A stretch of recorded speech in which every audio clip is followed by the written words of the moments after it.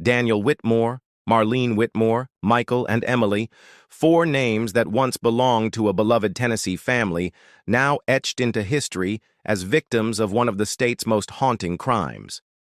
Their farmhouse stood as a symbol of safety and tradition, but behind its white walls unfolded a night of calculated terror that shocked even seasoned investigators. No forced entry, no stolen valuables, only disturbing clues left behind to send a message. Tonight, we uncover the chilling secrets and 7 disturbing details of the Tennessee Quadruple murder that shattered a quiet town forever. The town of Millwood, Tennessee, had always been the kind of place where people waved to each other from their front porches and gathered at the diner every Sunday after church. Crime was nearly unheard of, and the local sheriff's office often dealt with nothing more than small disputes or the occasional traffic accident. That all changed on a crisp autumn morning, when the stillness of the countryside was shattered by a discovery so horrifying it would alter the town's reputation forever. Inside a white 2-story farmhouse that stood on the edge of a cornfield, 4 members of the Whitmore family were found dead. The shocking scene was stumbled upon by a concerned neighbor who had grown uneasy after not seeing the family for 2 days. What the neighbor discovered when he peered through the window was enough to make him stagger back in disbelief before rushing to call the authorities. When deputies arrived, the first thing they noticed was how unnervingly quiet the property was. The family's 2 dogs were tied up outside, strangely unharmed, but barking frantically as if aware of the tragedy that had unfolded within. The front door was unlocked, and when officers stepped inside, they immediately knew they were walking into a nightmare. The air inside was heavy, with a metallic scent that could only mean blood. Furniture was overturned. Glass was shattered across the hardwood floors, and every room seemed to tell a different story of violence. It was not the work of a quick robbery gone wrong. This was deliberate, drawn out, and terrifying in its precision. The bodies were found spread throughout the house. The father, Daniel Whitmore, lay in the living room near his favorite armchair, his body positioned in a way that suggested he had been caught completely off guard. In the kitchen, his wife, Marlene, was discovered slumped over the table, her features frozen in a look of fear that hinted she may have fought until the very last moment. Upstairs, their children had met equally tragic ends. 17-year-old Michael was sprawled on the floor of his bedroom, surrounded by broken pieces of his guitar, while his younger sister, 15-year-old Emily, was discovered in her bed, the covers pulled neatly over her as though someone had taken care to make her appear at peace. The contrast between her serene position and the brutal reality of her death was perhaps the most disturbing detail of all. What unsettled investigators even further was the strange absence of chaos in certain parts of the home. Some rooms appeared completely untouched, almost staged, as if the killer had been selective about where the violence took place. In the hallway, one picture frame hung empty on the wall, the glass intact but the photograph missing. It was a subtle but chilling clue that hinted at something deeply personal.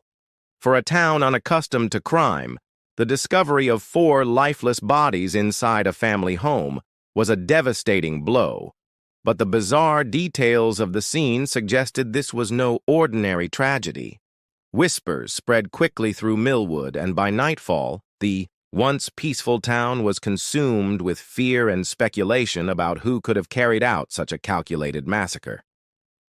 Investigators began piecing together the unsettling scene inside the farmhouse, and the first detail that stood out was the complete lack of forced entry.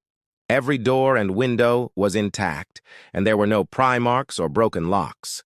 Whoever had come into the Whitmore home had either been invited inside or had entered through a door left open by someone who trusted them. For a town like Millwood, where neighbors often stopped by unannounced, it seemed possible that the family had let the killer in without hesitation. Yet the brutality of what followed suggested a far darker familiarity. The thought that the family had willingly allowed their killer into their sanctuary sent chills through the investigative team and struck fear into the hearts of the community. Even more puzzling was the condition of the house. Though furniture had been overturned in certain rooms, there was no evidence of a hurried search for valuables. Marlene's jewelry box still sat on her dresser untouched. Cash was found neatly stacked inside Daniel's wallet, and expensive electronics remained in plain sight. A robbery, the most common explanation in rural homicide cases, was ruled out almost immediately. The crime was not motivated by greed, it was personal, and the missing photograph from the hallway became the most glaring sign of that personal connection. A single family portrait, taken only months earlier, had been carefully removed from its frame, leaving the wall oddly incomplete. The precision with which it was taken suggested intent rather than accident. Detectives couldn't ignore the symbolic nature of the act, as if the killer wanted to erase the family's image while still leaving behind a haunting reminder of what was missing. The positioning of the victims added to the unease. Each family member appeared to have been killed separately, isolated in different rooms, almost as though the killer had guided them into place before striking. Investigators considered whether the sequence was planned in advance, and if so, what message it was intended to send. The fact that Emily's body was arranged neatly under her covers disturbed even the most experienced officers. It gave the impression that the murderer had taken time after the killing to create a scene, suggesting ritual or symbolism rather than impulse. Detectives soon discovered other peculiar details. The clock in the kitchen had been stopped at exactly 11:47, the hands broken off as if struck intentionally. Nearby, a half-drunk cup of tea sat on the counter, still faintly warm when first responders entered, meaning the murders had taken place not long before they were discovered. Forensic teams took samples, hoping the cup might hold fingerprints or DNA that would provide a lead. Yet the strangeness of the staged elements, an empty picture frame, a stopped clock, untouched valuables, overshadowed the ordinary forensics. Neighbors were questioned, but no one reported hearing screams or seeing suspicious activity.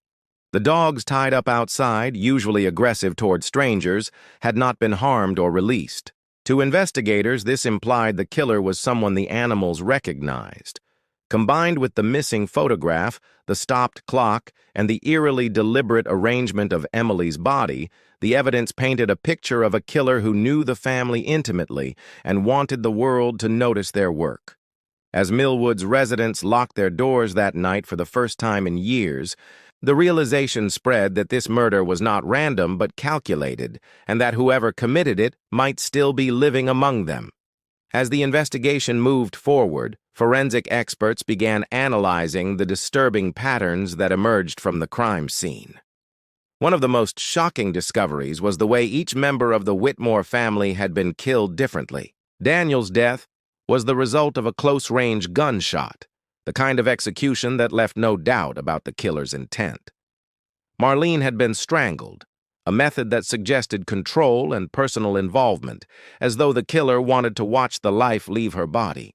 Michael's skull fractures indicated blunt force trauma, the blows so violent that pieces of his guitar lay shattered beside him, hinting that the very object he loved most had been turned into a weapon against him. Emily's toxicology report revealed she had been poisoned, her death slower and more methodical than the others. The contrast between the methods was not only shocking, but also deeply unsettling to investigators, who struggled to understand why the killer would choose such varied means. Seasoned detectives recognize that killers often stick to one method, something that fits their comfort or compulsion. Variation in methods was rare, and when it appeared, it usually carried meaning. The possibility that these killings had been staged for symbolic purposes soon became the center of discussion. Each method seemed almost ritualistic, representing different forms of violence: sudden, intimate, brutal, and patient. It was as if the killer had deliberately chosen a unique fate for each victim, turning the murders into some kind of grotesque performance. The pattern grew even more chilling when investigators began comparing the case to other unsolved murders in neighboring counties. A strangled woman in one town, a poisoned child in another, a man shot in his own home, and a teenager beaten to death years earlier. Individually, those cases had baffled authorities, but placed side by side, they painted a grim picture of a predator with a taste for variety. The methods matched too closely to be coincidence, suggesting that the Whitmore murders were not the beginning of the story, but another chapter in a series stretching back years. Forensic files revealed that these earlier cases shared one more similarity: small details left behind as if planted intentionally.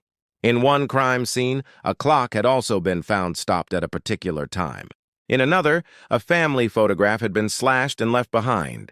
These connections sent a chill through the task force, as it became clear that the Whitmore case might not be an isolated tragedy, but the work of a serial killer who had been hiding in plain sight, weaving his crimes across counties without drawing suspicion.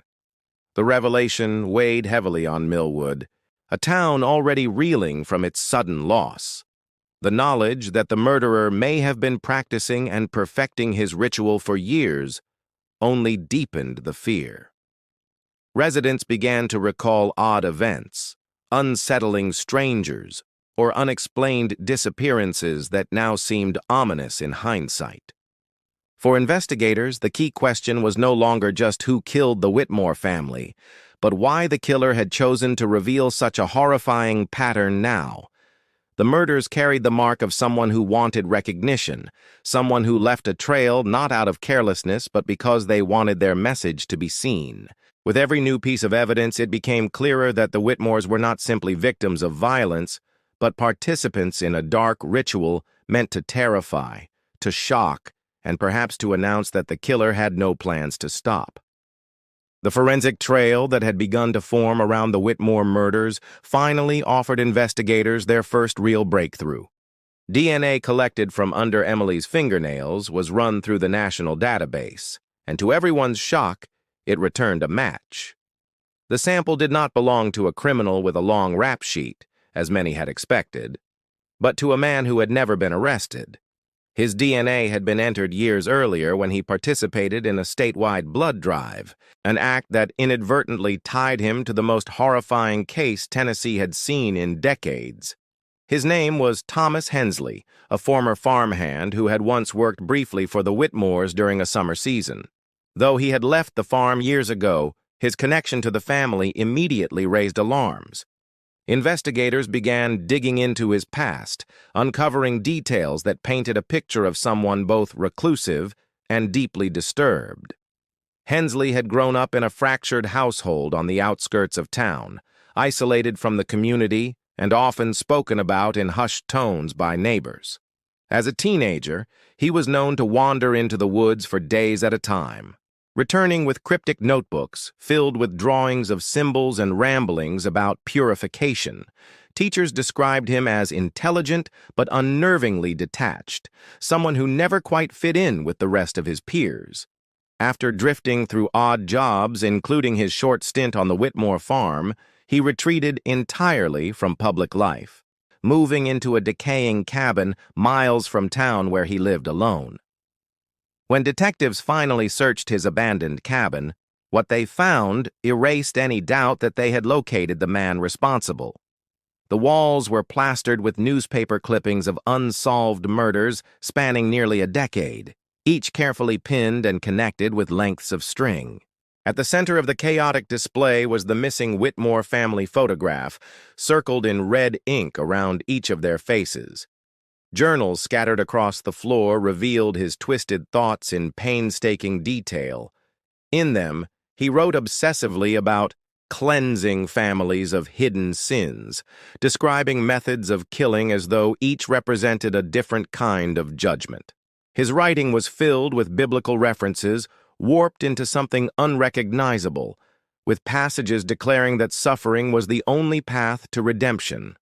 Among the evidence were sketches that mirrored the crime scenes investigators had already connected, clocks with their hands snapped off, photographs marred or missing, and crude diagrams of homes eerily similar to those of the victims.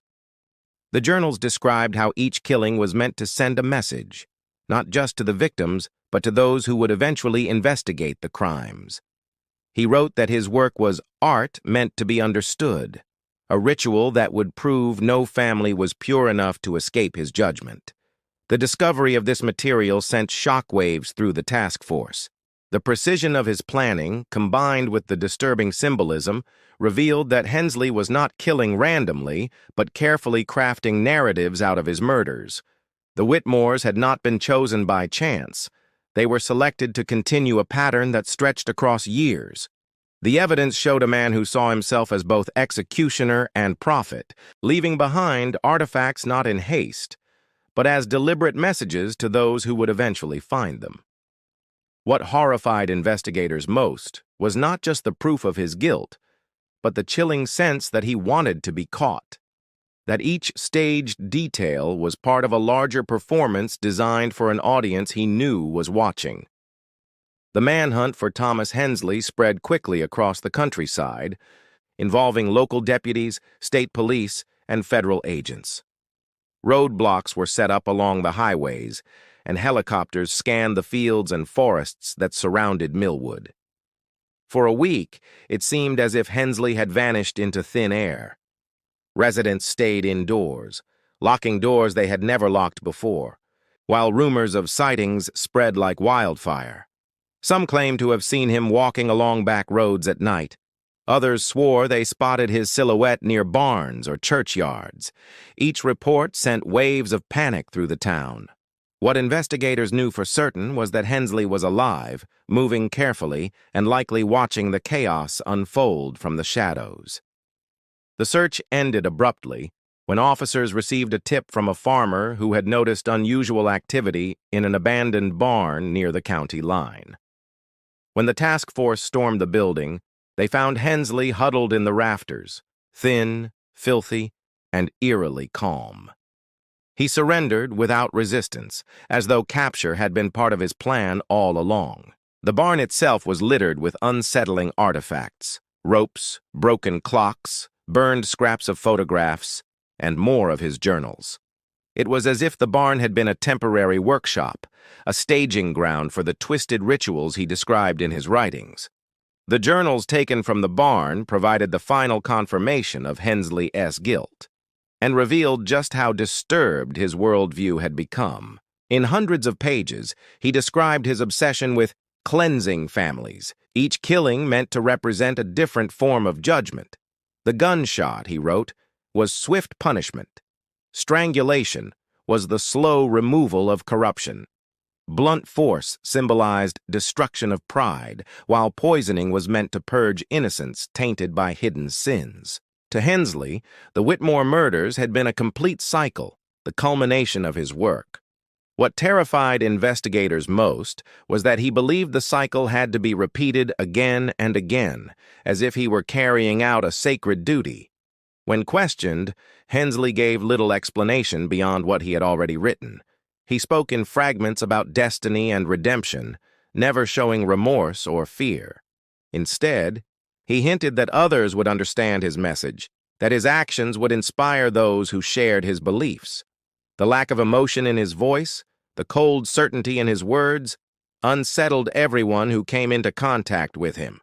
It was not just the violence of his crimes that horrified people, but the calm conviction that he had been doing something righteous. The case of the Whitmore family ultimately revealed 7 disturbing details that would haunt Millwood for years. The lack of forced entry, the untouched valuables, the missing photograph, the different methods of killing, the eerie staging of the scene, the symbolic connections to past unsolved murders, and the journals that laid bare his obsession with ritual. Together, these details formed a picture of a man who turned murder into a twisted form of expression. The trial that followed was swift, with overwhelming evidence ensuring that Hensley would never walk free again. Yet for the people of Tennessee, justice did little to erase the shadow he had cast. The farmhouse where the Whitmores once lived stood empty, a silent reminder of the night their lives were taken, and the darkness that had invaded their quiet town. Even after the case was closed, many residents swore they could not pass the property without feeling watched, as if the memory of Hensley's ritual still lingered in the air.